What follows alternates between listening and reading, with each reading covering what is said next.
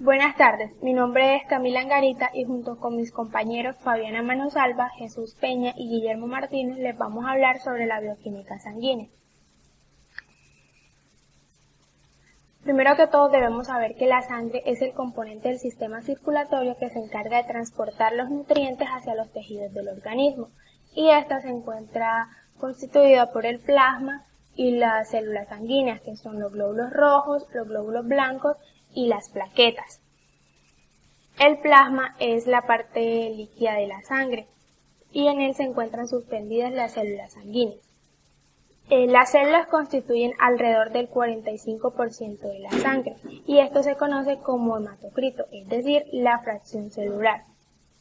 El plasma es de color amarillento translúcido y es más denso que el agua y está compuesto de un 95% de agua y un 8% de proteínas. El plasma tiene múltiples proteínas como las inmunoglobulinas, los factores de coagulación, las hormonas, vitaminas, lípidos, minerales y entre muchos más.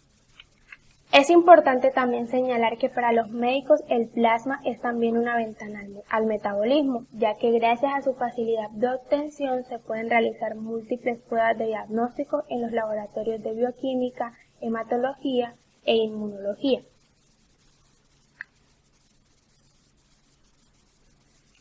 Entre las funciones de la sangre podemos encontrar las funciones de transporte, función homeostática y función de comunicación y defensa.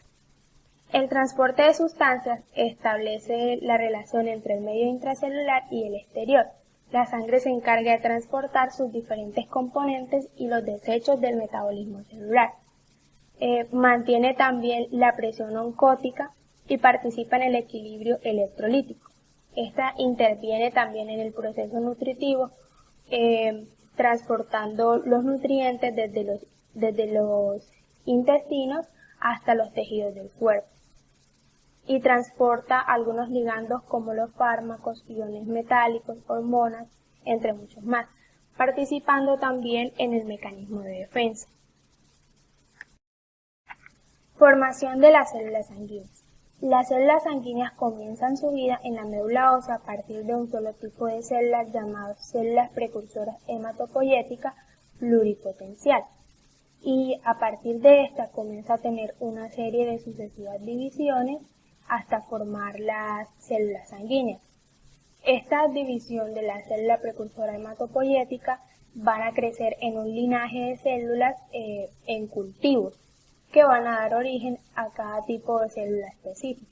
Es decir, este linaje de células crece como una unidad formadora de colonias y cada una será específico para cada célula sanguínea. Por ejemplo, en el caso de los eritrocitos, será la unidad formadora de colonias de eritrocitos la que dará origen a esto.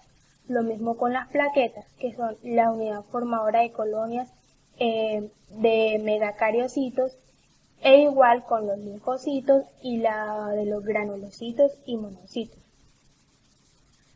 A medida que se producen estas células, una pequeña parte de ellas permanece exactamente igual que las células pluripotenciales originales y se queda en la médula ósea para mantener el aporte, aunque su número disminuye con la edad. Pero la mayoría de las células reproducidas se diferencian hasta formar los otros tipos celulares.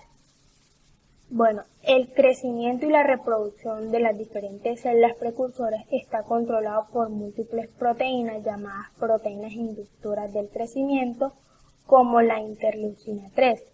Y los factores que van a determinar la diferenciación de cada tipo específico de célula son las proteínas inductoras de la diferenciación.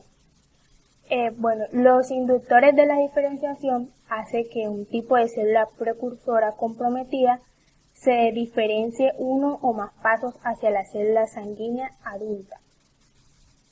Y la formación de estos inductores del crecimiento e inductores de la diferenciación está controlada por factores externos a la médula ósea. Por ejemplo, en el caso de los eritrocitos, la exposición de la sangre a poco oxígeno durante un periodo largo provoca el crecimiento, la diferenciación y la producción de un número mayor de eritrocitos. Igual en el caso de algunos leucocitos, que las infecciones provocan el crecimiento, la diferenciación y la formación final de algunos tipos específicos de leucocitos que son necesarios para combatir cada infección. Reticulocitos. Los reticulocitos son glóbulos rojos que no han alcanzado su madurez total y se caracterizan por presentar una red de filamentos y granos.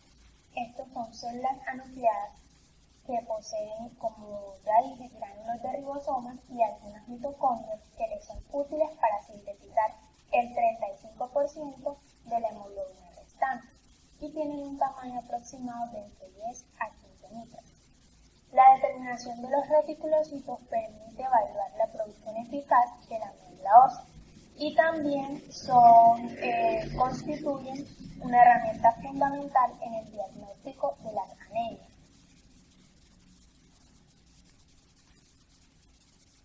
Los eritrocitos. Los eritrocitos son discos bicóncavos que tienen un diámetro medio de unos 7,8 micros y un espesor de 2,5. Los eritrocitos también son conocidos como hematios o glóbulos rojos y una de sus funciones más importantes es la de transportar hemoglobina, que esta a su vez transporta oxígeno desde los pulmones a los tejidos. La hemoglobina circula como una proteína libre en el plasma y no encerrada en los eritrocitos. Y cuando está libre en el plasma, alrededor del 3% se filtra por la membrana capilar hacia el espacio tisular o hacia el filtrado glomerular cada vez que la sangre pasa por los capilares.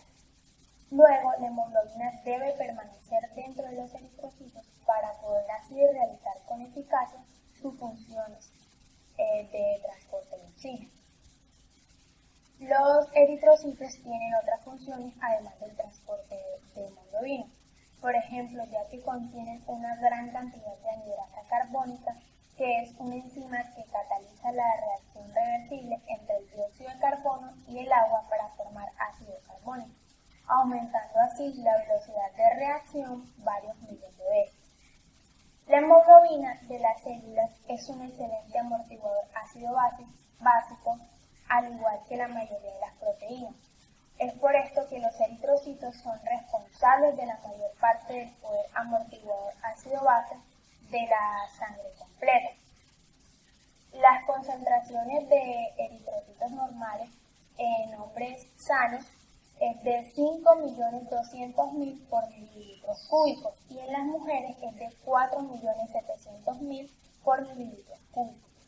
Y las cantidades de hemoglobina en la célula es de 34 gramos por cada 100 mililitros de célula. En los hombres es de 14 gramos por cada 100 mililitros de células y las mujeres es de 15 gramos por cada 100 mililitros de células.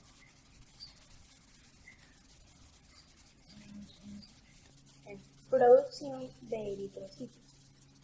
La producción de eritrocitos en las primeras semanas de vida embrionaria se da en el saco uterino y durante el segundo trimestre de gestación el hígado va a ser el principal órgano que produce eritrocitos, pero también se da una producción mínima en el vaso y los ganglios linfáticos. Durante los últimos meses de gestación y tras el nacimiento, los eritrocitos se van a producir exclusivamente en la médula ósea. Esto es hasta los 5 años. A partir de los 5 años, la producción de eritrocitos se va a dar en la diáfisis de la tibia hasta aproximadamente los 20 años y en la diáfisis del fémur hasta los 25 años. Sin embargo, la mayoría de los eritrocitos continúan produciéndose en la médula ósea de los huesos membranosos como las vértebras, el esternón y las costillas, también en los huesos ilíacos. Y la médula ósea es menos productiva a medida que va aumentando con la edad, estadios de diferenciación eritrocitario. Una vez que se ha formado el proeritroblasto, se divide en múltiples veces formando finalmente el eritrocito maduro. Las células de primera generación se llaman eritroblastos basófilos porque se tiñen con colorantes basófilos. La célula en este momento ha acumulado muy poca hemoglobina y en las siguientes generaciones las células se llenan de hemoglobina hasta una concentración de alrededor de 34%, que es en el eritroblasto policromático y el eritroblasto ortocromático. El núcleo en el eritroblasto ortocromático se condensa hasta un tamaño pequeño y su resto final se reabsorbe o se expulsa de la célula y al mismo tiempo se va a reabsorber el retículo endoplasmático.